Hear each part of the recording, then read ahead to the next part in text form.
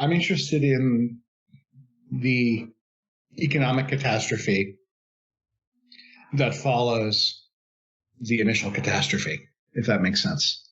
That's what's been called out by this recent crisis, the current crisis. There's an event, a global health event, or a civil action or a strike or a riot, or a natural catastrophe. And small or large, there is an economic catastrophe or an economic follow-on. It so happens that in the current instance, it's the largest ever, which presents all kinds of other problems regarding where do you get the capital and who participates in this.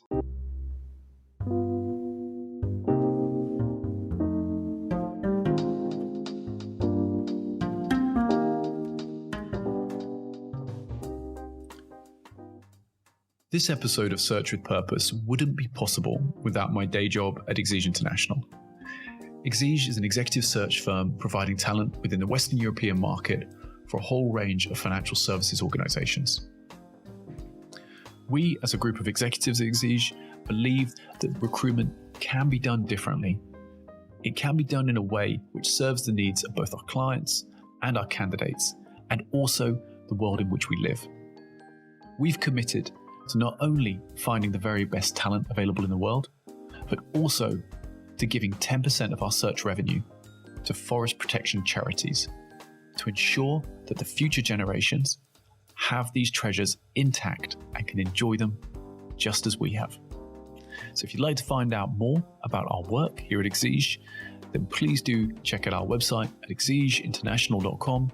That's EXIGE international.com. Or of course, you can find me on LinkedIn, and I'll be very happy to have a conversation.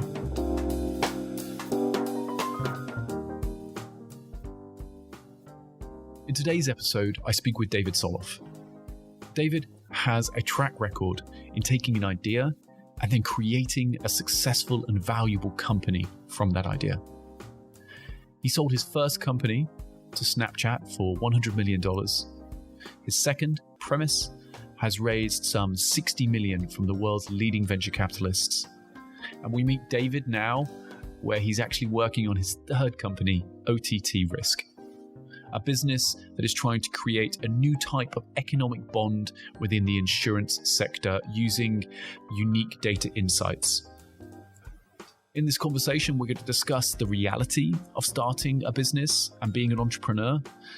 We'll learn about attracting otherwise sane human beings to the crazy world of startups and scale-ups. We'll hear about his life's work focusing on finding meaning in data.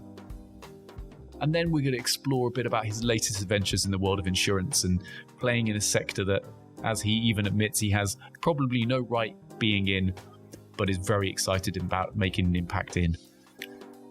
David has a whirlwind intellect, which it means at times you've got to hang on, but this is a conversation in which there is real value.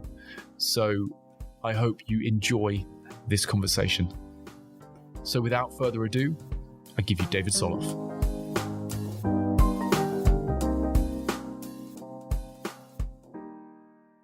Okay, well, welcome to this episode of Search with Purpose.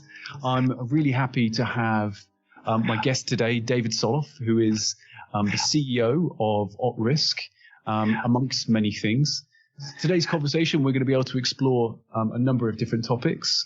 So sit back and listen and learn from someone with a whole wealth of experience within business building, within technology organizations, and generally having fun at the edge of really interesting big ideas.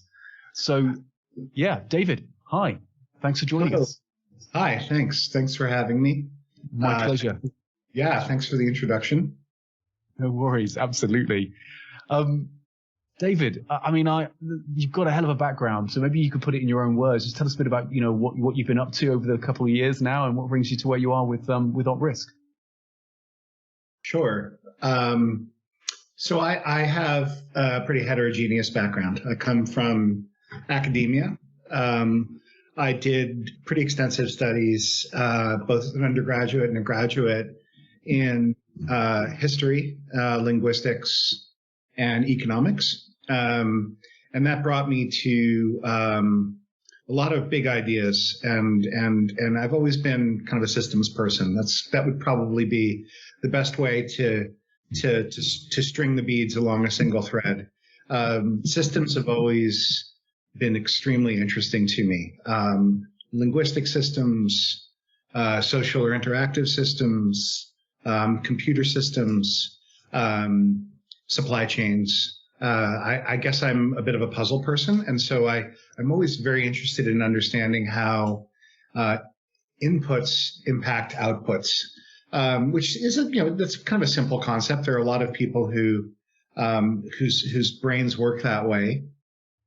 For me, it's been very interesting to move from academia, where I studied ancient economics, specifically the economic history of ancient societies, modern economic theory, and linguistics. I did that here at UC Berkeley. So I live in the San Francisco Bay Area. I'm originally from New York, actually New York City. Grew up there, went to undergraduate there. I worked actually, I was a professional musician for quite some time when I was both an undergraduate and then for a number of years afterwards. So, okay. What instrument did you play, David? I'm a drummer. I'm a percussionist. Yeah. Okay. So, I've done my very best to expunge all records on the internet. But there's the odd one here or there where you might come across a picture or an audio snippet. But I'm gonna deny that that's me, regardless of how damning it might be. And that was a truly formative and wonderful experience. And it actually gave me my first taste of team building, business building. Coming together with a group, in this case of 3 other people, spending a tremendous amount of time in somewhat cramped spaces with uncertain outcomes, trying to do something that you feel very passionate about, but which other people may or may not be interested in or like. And so there's no certainty of return, a tremendous amount of upfront cost, a lot of risk of embarrassment, in my case, risk of hearing loss. There's a lot of uncertainty. And so you offhandedly referred to living on the edge or being on the edge earlier in the conversation. I guess that's where I'm most comfortable in many ways, not in a high wire act sort of extreme physical risk taking, but actually in trying to do something new. I like working for myself. I like creating ideas.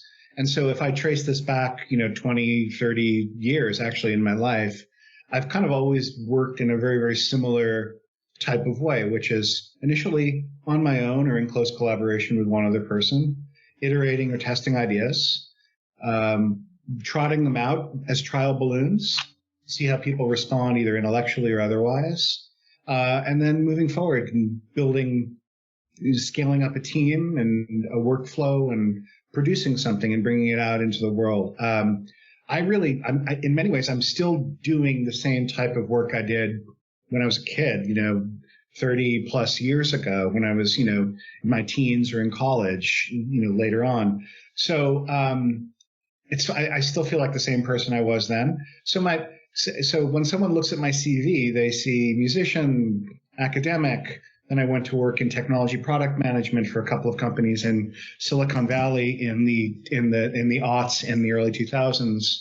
And that gave me my first taste of how so many of the aspects of how my brain works, keen analytical thinking, trying to synthesize. I'm always trying to synthesize and determine kind of where we are on a road from point A to point B or beyond. I saw that a lot of the sort of natural tendencies that my brain has were well suited to developing new products in kind of an innovation framework. But what I also saw was that it was great to do so on behalf of someone else's vision, but really that was kind of the training wheels for doing it on behalf of my own vision, that I, filling a need that I came to identify or attach really closely to. And I've been fortunate that, for better or worse, there's no shortage of ideas in my brain. It doesn't mean most of them are good or any of them are good. But I'm willing to take the risk to try them out. That's fantastic. And I think you've been very very humble in not talking about some of the successes you've had. So I know that you did sell your first company, right, or the one that you created, and then the second one you're building and you've stepped back from now. Maybe just tell us quickly about those, and then. For sure. So after doing close to 8 years in product management with other companies, I saw there the role that this was a company called Wrapped. It was a price optimization software company in San Francisco. It was founded in the early 2000s. We ultimately were able to build a product that was very compelling for the digital media market. And I was a product manager here. It was not a company I started. But I saw that there was real need around price discovery in the emergent digital media markets. This was, during the era of big internet portals, Yahoo, AOL, and the like. And so at that point in time, a lot of content was consumed and a lot of advertising was served via these sort of centralized networks on the internet. And so banner ads, not really, not something we think about much now, but at that point in time, banner ads and ad space being sold on these websites was really that was the primary inventory, and that was the revenue driver for these big internet businesses. There was absolutely no workflow or rate carding around how that inventory got priced and around how any sort of supply levels were to be predicted. So the market need that this company filled was very compelling. Ultimately, Microsoft bought the company. I chose not to go over to Microsoft because what I saw was that there was a better way to build the mousetrap that we'd been building, and that was the genesis for my first company called Markets. I really had a vision for how all of the data across all of the different digital media markets around the world could be aggregated in a single place to provide some robust benchmarking and price discovery for people who had electronic media inventory to sell. Is this where you would say that the idea of the importance of data and its intrinsic value was really proven to you then? This was sort of the... That's right. Yeah. So I think I've said to you, and I certainly have seen this in my own, I've said this in conversation to a lot of people.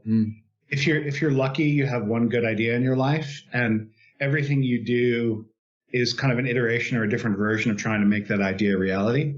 And so for me, indexing has kind of been like the intellectual fuel. I'm really fascinated by taking either invisible data or disparate data or dirty data and bringing it together in a comprehensive form via an intellectual framework.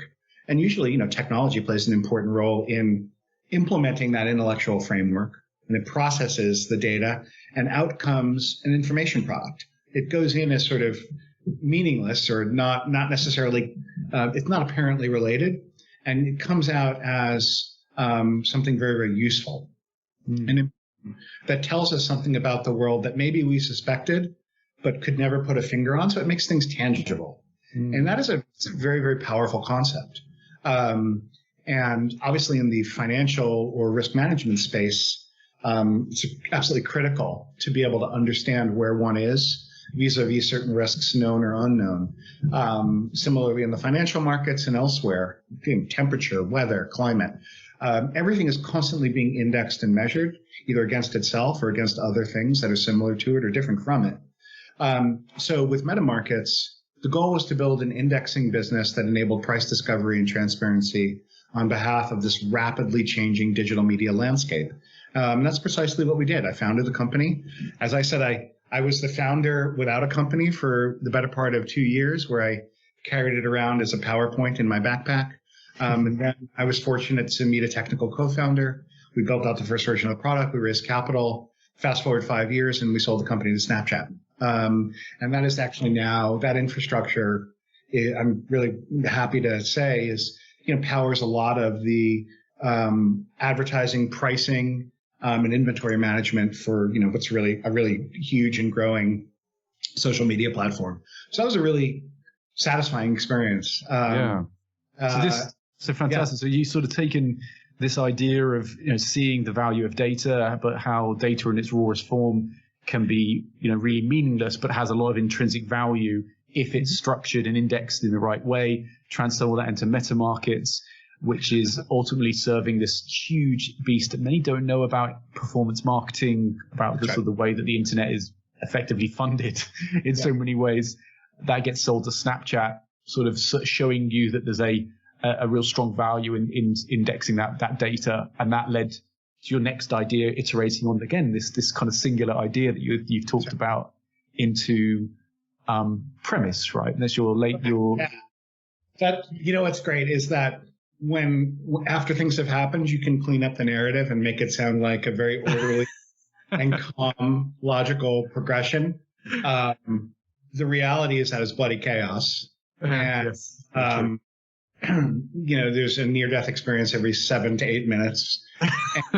As an entrepreneur here in Silicon Valley that I really respect, said, being a founder is one of the few jobs in the world that allows you to feel on top of the world in the morning and like you want to shoot yourself in the face in the afternoon. And sometimes the opposite is true. You actually want to do the shooting in the morning and top of the world in the afternoon. But invariably, you're going to see peak and trough in the same day. Yes.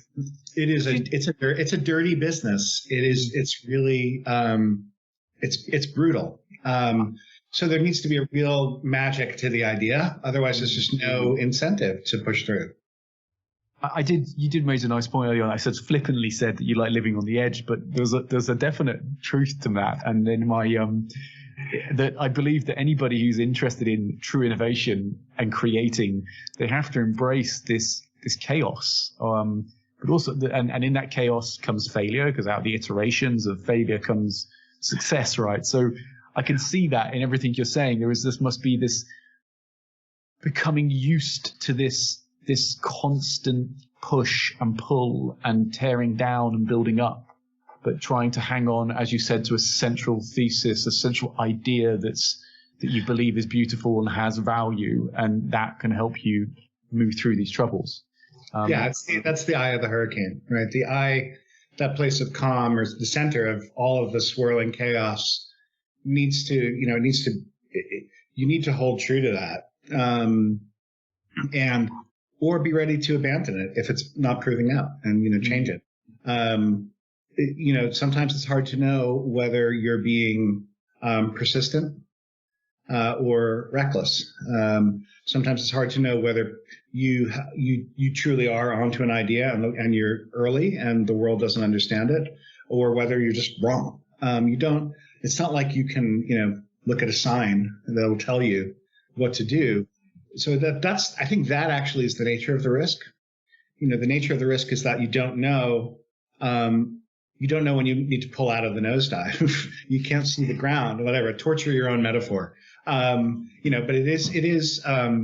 it's thrilling, and it is honest in that you do get to see an idea through if you're fortunate, right? You do get to attract capital and a team and customers and fill an important need.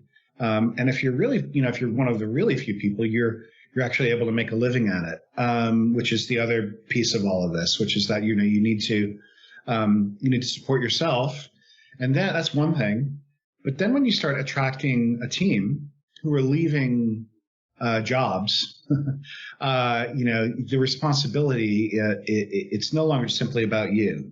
And that's when that's when shit gets real. It's when people when people are perfectly rational people, you've infected them. They're leaving their stable jobs at big enterprises and they're throwing in with you. That's crazy. Perfectly rational people are making completely irrational decisions because they believe in the idea. So Can I ask you about this? It's really interesting because you've attracted in your time. So you built Premise now, and you've sort of stepped back as a founder. I'm jumping around. I'm sorry. No, it's all right. And because I have a specific question about that, that I would like to know about because I've seen your time. You've attracted your fair share of, career sort of corporate folk, right? And have you given it some thought about why you go from corporate to startup? What is it in that's the magic? Why? So absolutely. So can we just put a quick Of course. Let me tell you. Can, absolutely. So after I started MetaMarkets and ran the company for a few years, we handed it off to my co-founder to run as CEO. I stayed on the board because I wanted to try again at the indexing idea. And I saw that indexing and collection of kind of data hiding in plain sight in order to tell us things about the world, I saw a much bigger opportunity than simply the media markets. I had this idea that a similar approach might be used for things like macroeconomics, like decision making on the part of like big policy organizations or governments. And this was during this kind of this was post the launch of the iPhone and multiple iterations of that, and it was the kind of the real up leg of the smartphone explosion. Everyone had a smartphone now. Smartphones were becoming ubiquitous. Data plans prices were cratering. These computers were jam-packed with sensors and photos and photographs. It was also the explosion of the second generation of social media platforms. Obviously, Facebook would be the bellwether there. And what I understood was that, not only can we harvest information that's hiding in plain sight in the physical world, like the price of an item on a shelf, or how many people are in a queue at a clinic, or how dingy the front of a storefront that has not been rented out in some period of time is on a given day. These are signs or signals about what's going on in the world. But as a one-off, they're random. They don't tell us anything.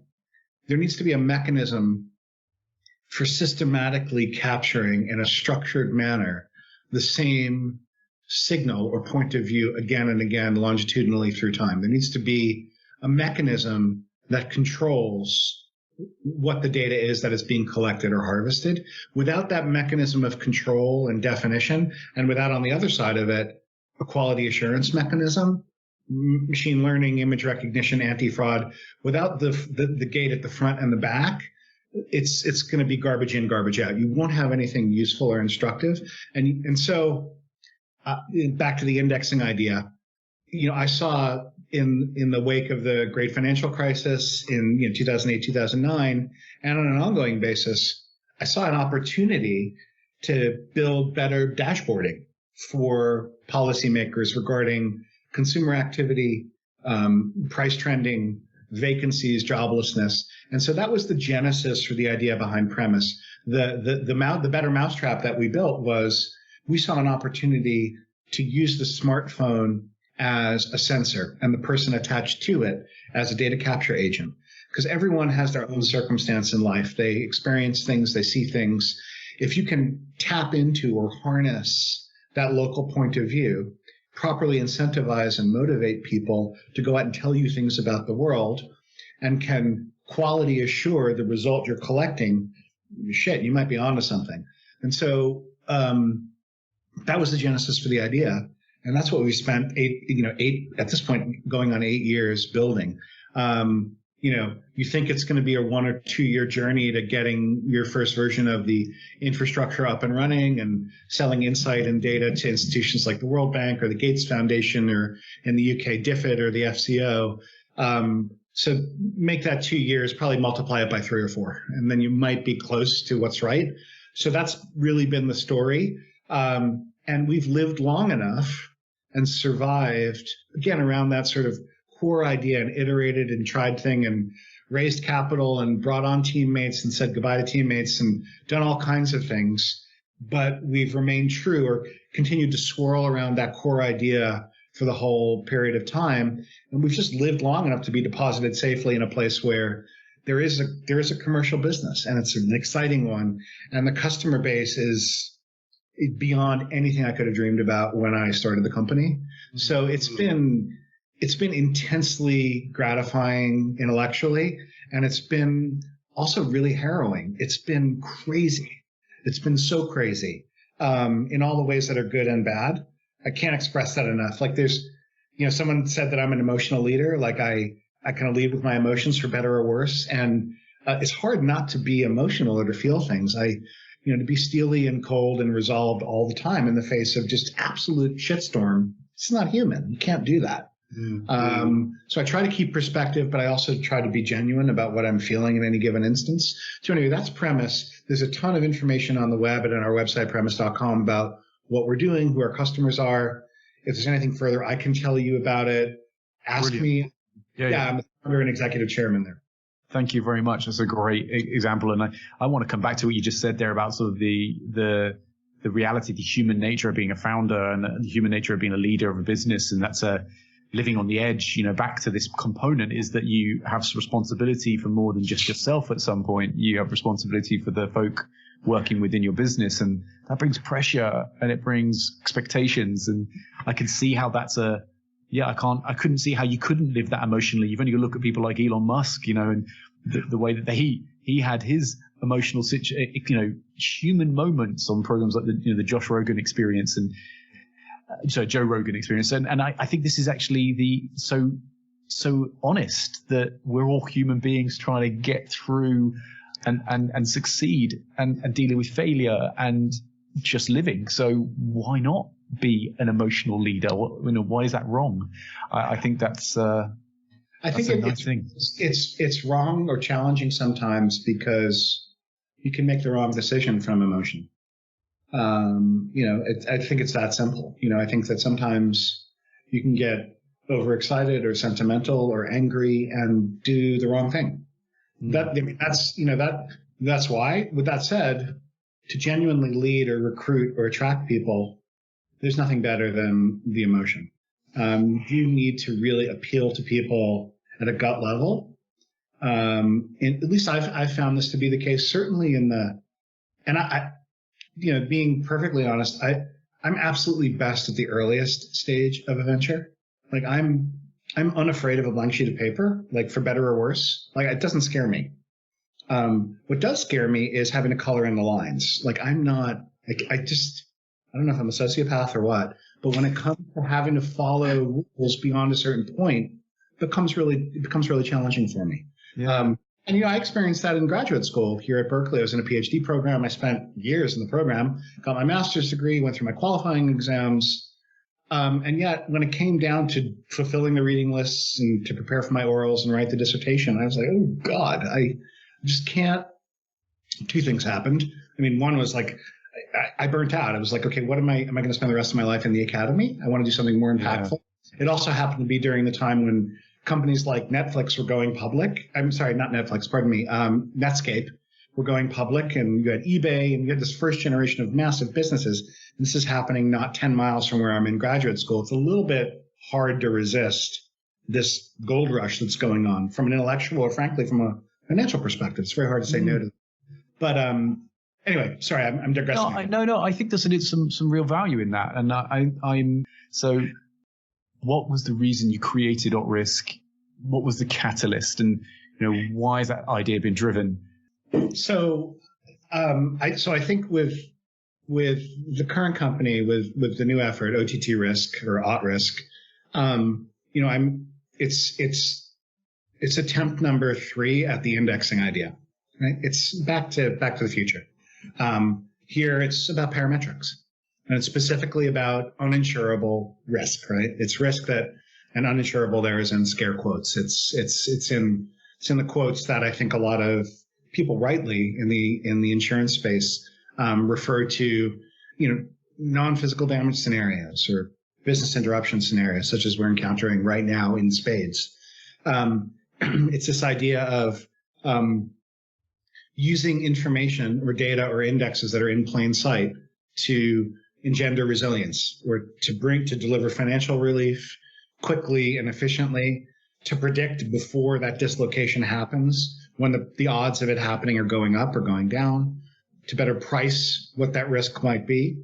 What, the genesis for the idea here was really, it sprung directly out of the work we were doing at Premise, where I started thinking a lot more about political or social risk, which are these unseen factors, right? They're the things that make people unhappy that don't work in their world, but which you couldn't put a finger on it if you wanted to gauge the health or stability of societies. If you were to look only at physical signs, you wouldn't necessarily know. And those are the things that lead to political dislocations or sectarian violence or people striking or protesting against a government agency or frankly a company. So I realized that there was a lot of this systemic risk that was unseen or was hidden because people weren't necessarily focusing on collecting that information in any sort of sustainable or scalable way. I also knew that with Premise, we're not building an insurance company or a company that's really focused on that market. So it became appropriate for me to start working on this idea. And that's what I've been up to. So the intellectual seeds have certainly been planted. Hopefully people understand the continuity in all the ideas I've been talking about. And so I'm to connect the 2 points in starting a new project or a new company. I think I intuitively know I'm the right person for it because it seems like it's a good idea. It's getting better the more and this segues to the second part of your question. How I know it's a good idea is by talking to people. So that same process holds for figuring out where one fits in an organization, right? Like what stage one is best suited for. And like at every point in time in an organization's life, or a project's life or an idea's life, I think you need to constantly be asking yourself whether you're the right person.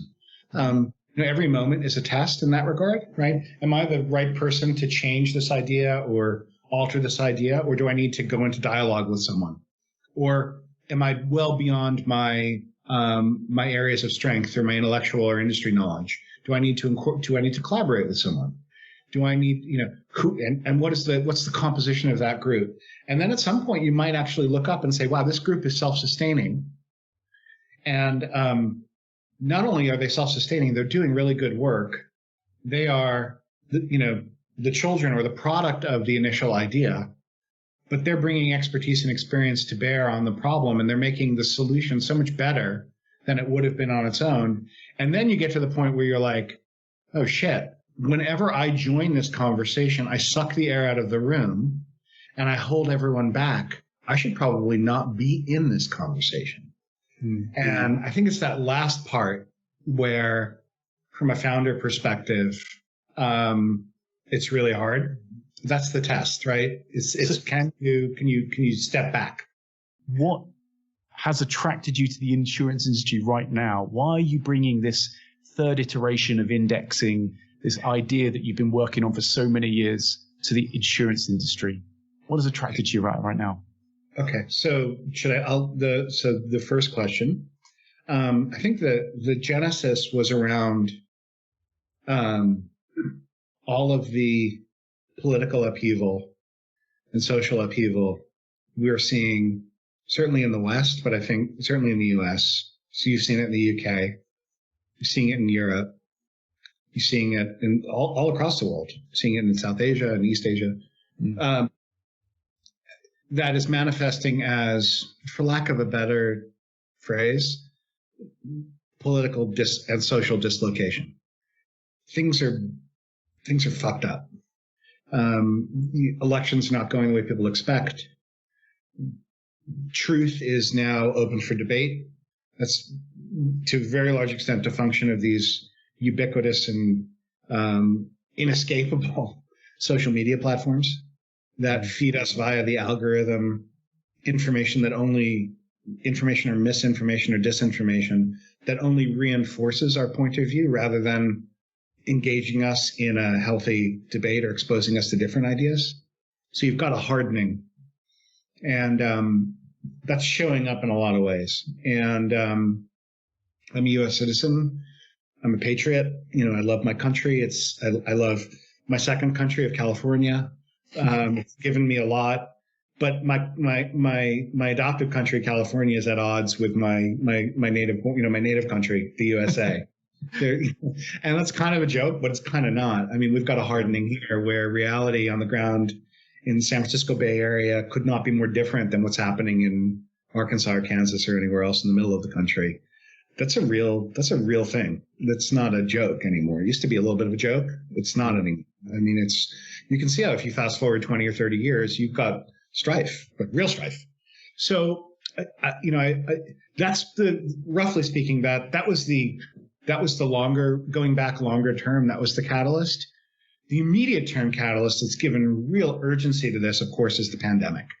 and talk about economic and social and political dislocation. We're starting to see it on the economic side for sure. I think from a political and social perspective, we're set up for 20 years of craziness. And so that actually led me to start thinking somewhat differently about the project. I was thinking of, early before the pandemic came, I started working with someone who's a statistician and an actuary who's worked in the reinsurance space. And he was asking me some painful questions about my own idea, which was like, well, that's fine. This is great. It's a great intellectual idea. But what's the real loss that a business holder is going to experience? And how do you even begin to quantify or measure that? And I mean, that's a great question. He's like, so is it earnings loss? Is it revenue loss? If it's not physical damage, it's great for you to talk in abstract terms, but until you actually can quantify the loss, you're not going to sell insurance or write insurance against it. And certainly no one's going to fork over a premium for it unless you can explain how this hypothetical cover can protect people. And I was like, you're right. Okay, so let's really think about this. And we hadn't gotten halfway through that exercise when the pandemic really blossomed. And the business interruption scenarios and the significance of that it came into full view. And now what we've got is a lot of litigation and disputation over whether people are covered. And these are real losses that individuals are experiencing, catastrophic in many cases. But they're also discovering that they're not covered from a P&C perspective. They don't have BI cover, or BI cover excludes what it is they thought they were going to be covered against, or this particular scenario. And that's not the fault of insurance. I mean, the premiums that have been collected would cover maybe 1% of the total loss in a BI case, right? So there's not enough capital in the universe on the insurance side there's not enough capital in the insurance universe to cover this. Yeah. So the idea of somehow making, governments forcing insurers to pay, you're going to drop an atom bomb on the insurance industry and it's never going to come back. Like, that's it.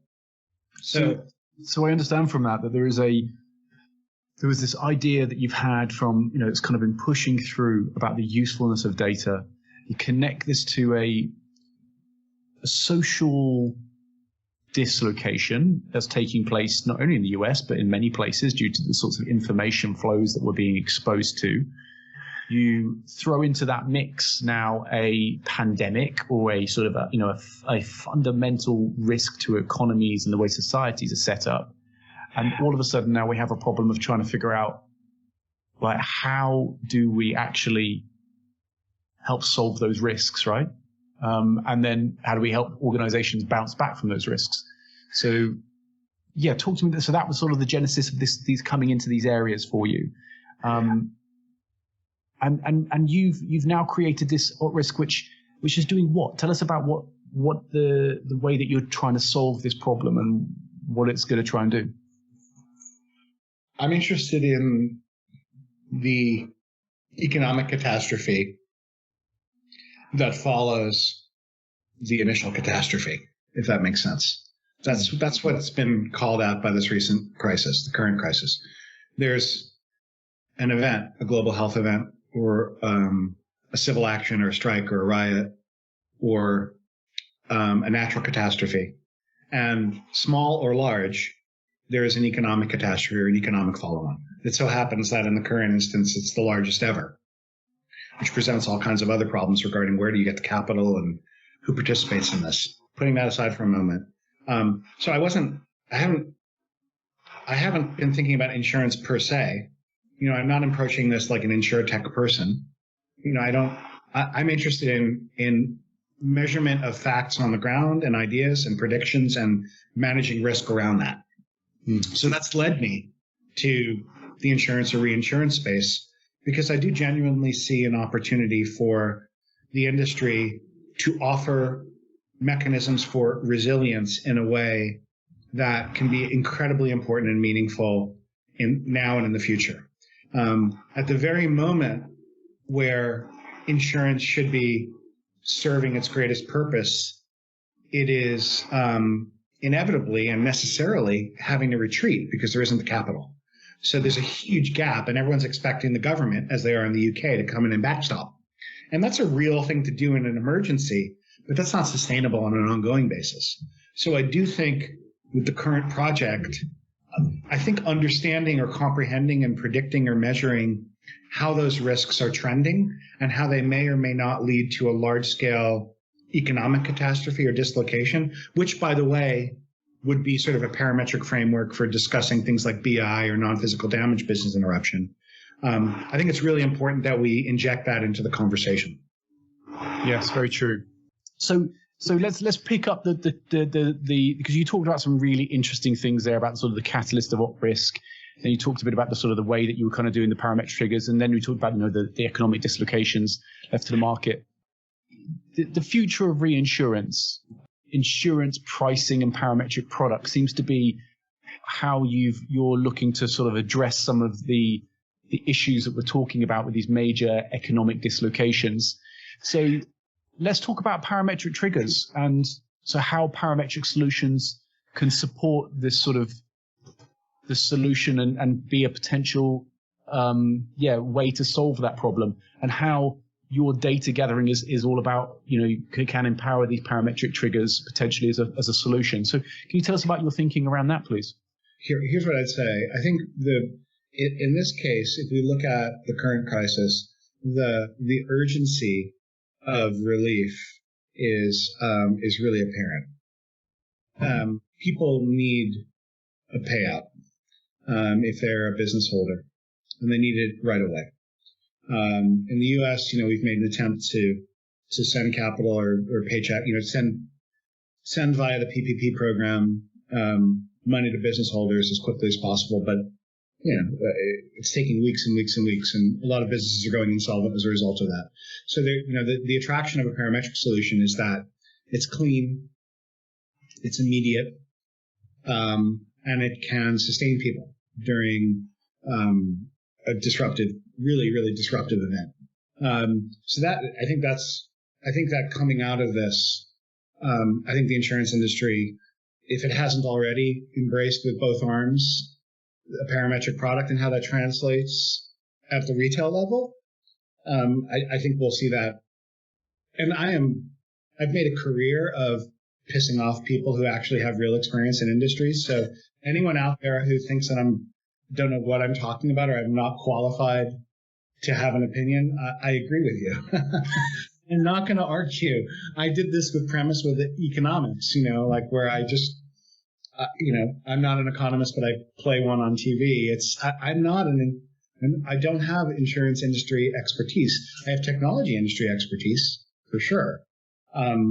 So I'm not so humbly offering the approach we're building as potentially a tool in the kit to help get arms around what the risk is, how to identify in the world now certain trigger points or triggers that could serve to measure and enable the pricing and transfer of risk around these types of dislocations, and help enterprises or reinsurers predict when there is an increasing likelihood of those things happening. That's where we are focusing. Now, for that to be impactful, I think that at the wholesale and the retail, so wholesale, again, I'm bringing my outsider's point of view. The wholesale is, the reinsurance, and the retail is the broker and the underwriter.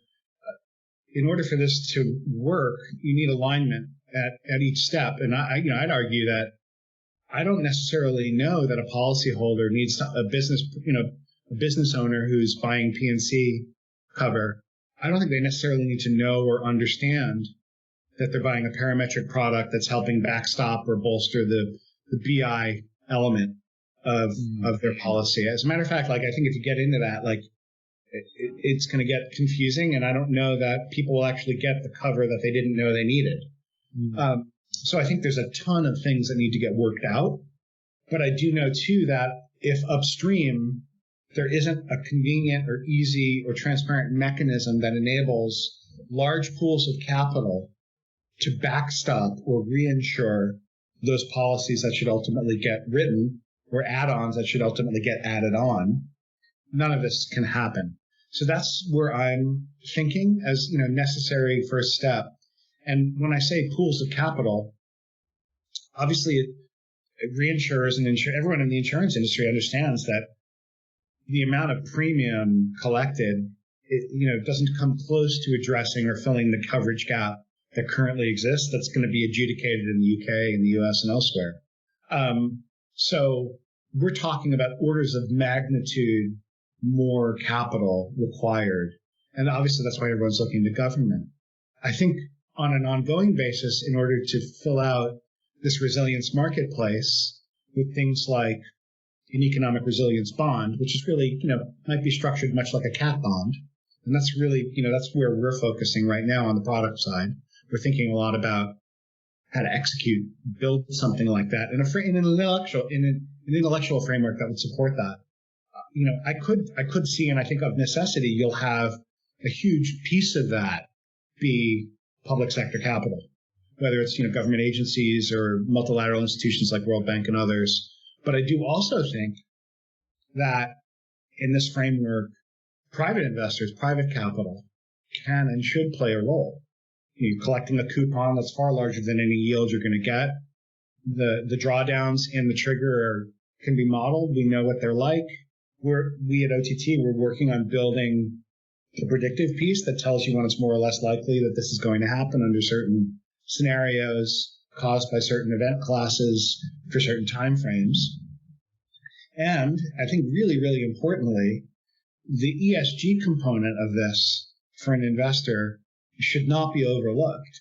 We are, this is what sustainability looks like. If an investor is genuinely concerned with investing in something that makes the world a better place, I can't think of something better than a mechanism or a pool of capital that backstops economic resilience when small business holders or mid-sized enterprises or even large companies are being blown out of the water by something that is effectively an economic catastrophe. And from that economic catastrophe, when it's unaddressed, or even if it is addressed, that's where social dislocation happens. So I don't think you can address the social dislocation, as a problem set is a really complicated one. So is economic dislocation. And I don't think I have an answer right now for which of those two this solution focuses on. I kind of view them as part and parcel. But anyway, hopefully that describes a little bit better. It does. Where we're in the industry. So I think what I take from this is it's a really interesting big problem that everyone is trying to get their arms around, that pre-COVID, there just wasn't a marketplace for pandemic coverage. It wasn't where I know your OTTRSK kind of thesis started, but certainly it's been a catalyst for the thinking that now in society we have a whole range of businesses that are suffering and they need to have cover which enables economic resilience, which everyone talks about as coverage risk, and what insurance is all about is helping business folk, entrepreneurs get back on their feet when stuff happens that they do not expect. And so, but until this point, pandemic coverage has just not been in the market. And also then the volume of capital able to deploy to pandemic cover just hasn't been there. I mean, if you look at the reinsurance market, as you say, it's something like 500 billion in capacity. We need to be accessing the capital markets with its 100+ trillion in capital capacity in some way. And but until this point, how do you measure the risk? How do you give insurers and private capital the confidence that their money will not just be all blown up in the next pandemic?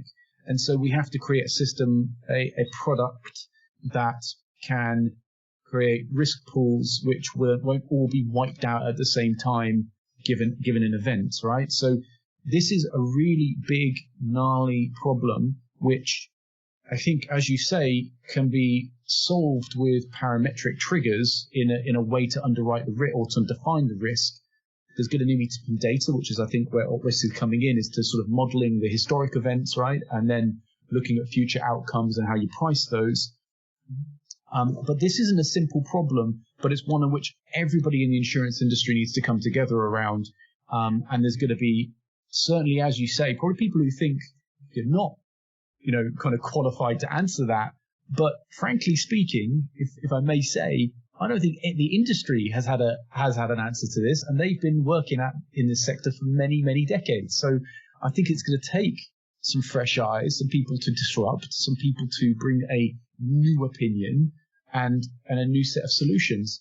And it's seemingly that parametrics as a solution for between the challenge of indemnity-based insurance, where you've got to send a loss adjuster out to do all the measurement and figure out what am I measuring the actual loss on, isn't fit for purpose. And so now actually parametrics is probably the only way to do that, and that requires data. It requires a whole set of interesting data which can help us understand the risks, right? So yeah, that's how I see what you're working on, and I think that's a really, really fascinating problem to be getting into. So how, people listening to this, my audience, the network out there who may be working on these topics, what are the sort of people that you want to be talking to right now, David? Who are those who can maybe help you along the road somewhere, or maybe can reach out to you? What are the sorts of people you're looking to talk to? Yeah, thank you for that. That is a really great summary of where we are and what we're working on.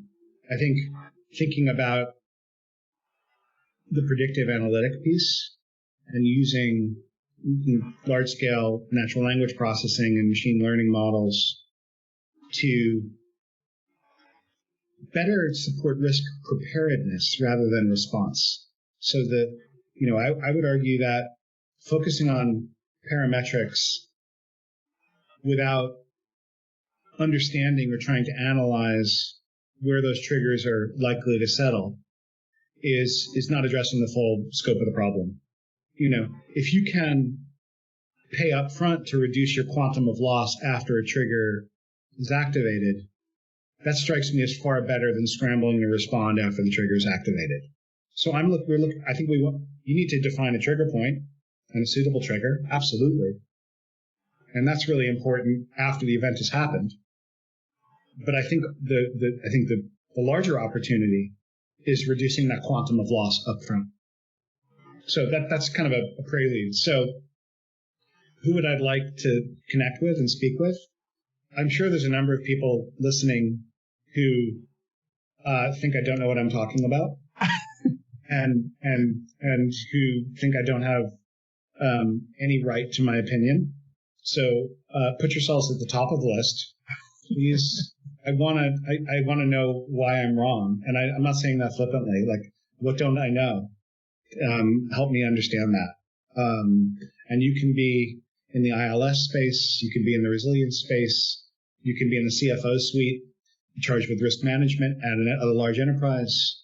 You can be a broker, you can be an underwriter, you can be a reinsurer, you can be an originator. Any and all, anyone who's got an opinion or a response, I would absolutely love to connect with you. Like I said earlier, I'm not just saying it. This is how ideas grow. This is how they become relevant and how they turn into meaningful and useful products. I am really passionate about this concept of resilience. I think we're in a world of pain right now, and I'm under no illusions about the role that this approach might take, certainly now. But I have also seen in my other efforts that if you can rally the right people around an idea and a product, it actually can have an impact. It can work. So I think there's a real catalyst now for that. Yeah, I think that's a lovely place to be, actually. And I think we kind of started off the conversation talking about the ideas of innovation and how you take an idea and how you deliver that into the market. And the series of conversations I'm having on the channel at the moment with a lot of thinkers is around the idea of innovation, and central to that is a sense of humility. And David, I've had the joy of getting to know you over the last couple of months, and I think you do have a desire humility enough to accept that you may be wrong and that you want to be challenged, because that ultimately allows you to iterate and grow. And I think that if anybody's listening, any founder, anybody leading a business who needs to innovate, and that's basically the whole bloody market right now, then keeping humility at the core of the way that you approach problem solving, allowing other voices to come in and test and stress test and help you grow your idea.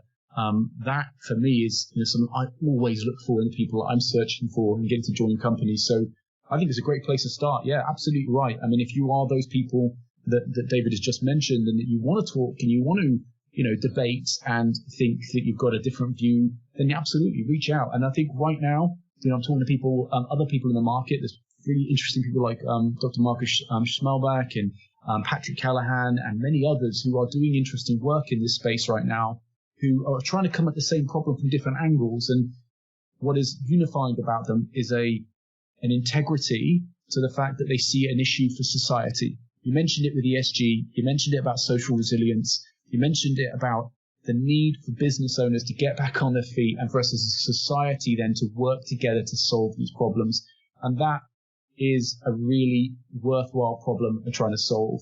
So I, for one, will be doing what I can to help you and, look for you to sort of, be successful, and I'll help direct some of those conversations towards you and all the great work. So yeah, thank you very much. And it's a real pleasure to hear the way that your brain works on these topics, and sort of knowing that we're kind of tight on time now, and I really appreciate your time. I just wanted to kind of finish it up with, just around sort of your top 3 books. Do you have 3 books? I'm asking, do you advise? I mean, it could be anything. It could be business books, can be, sort of a sci-fi, can be anything that you'd like. What are top 3 books that you recommend? That's a great one. It was a book I read as a 13-year-old, which I think sort of encapsulates how I've lived my life and how I continue to feel. A Stranger in a Strange Land by Robert A. Heinlein. Sci-fi book about a human child who's born of the first manned expedition to Mars, but which is wrecked on Mars, and the boy is raised by Martians, and then is brought back to Earth and operates at this extrasensory level where he's a total empath. And for anyone who's wondering, that's where the term grok comes from, G-R-O-K. Yes. Is widely. So that was I read that at a certain point in time, and it just continues to blow my mind. So that would be one. Another one that has really been impactful for me is by Benoit Mandelbrot, the mathematician. It's called The Misbehavior of Markets. He's kind of the father of fractal math and shows us patterns within patterns within patterns. Kind of really gave rise to things like chaos theory. Really influential and powerful book. Really, really, really meaningful to me. And then another book, I wouldn't put it, as like the most important books I've ever read, but it's one that's top of mind for me. I've just finished it. It's by Robert Shiller, the Yale economist. It's called Narrative Economics. And it's talking about the role that memes and ideas and information and misinformation and disinformation play in economic life. And I think that, to bring that full circle to where we are now in the world, you've got the pandemic and you've got the infodemic, and it's fascinating to see how they interplay. They're certainly interplaying here in the U.S., I think to our great detriment. And I think it's tearing our society apart. So it's a set of intellectual concepts that I think I think the book's about a year old at this point, but they're way more relevant now than they were even 12 months ago. I can see a wonderful thread through those: Stranger in a Strange Land, The Misbehavior of Markets, and the Narrative Economics. I can see a really interesting thread. And that's our conversation in a nutshell. And I do love that Stranger in a Strange Land. That's an absolute classic. So those first 2 as well. I have the last 2 I haven't read, but they're very interesting as well. And then finally, given that you're a drummer in your background, please tell us who your favorite band is. That would be an interesting one as well. Who's the favorite band?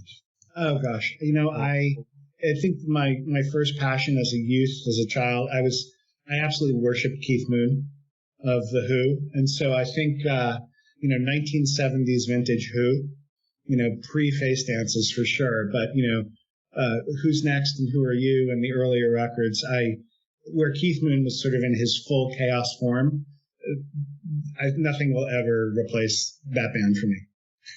Fantastic. Great. Wonderful. And then finishing up, if people want to find you, reach out to you, David, how do they do that? We're obviously putting a link in the show notes so you can find a way, but otherwise.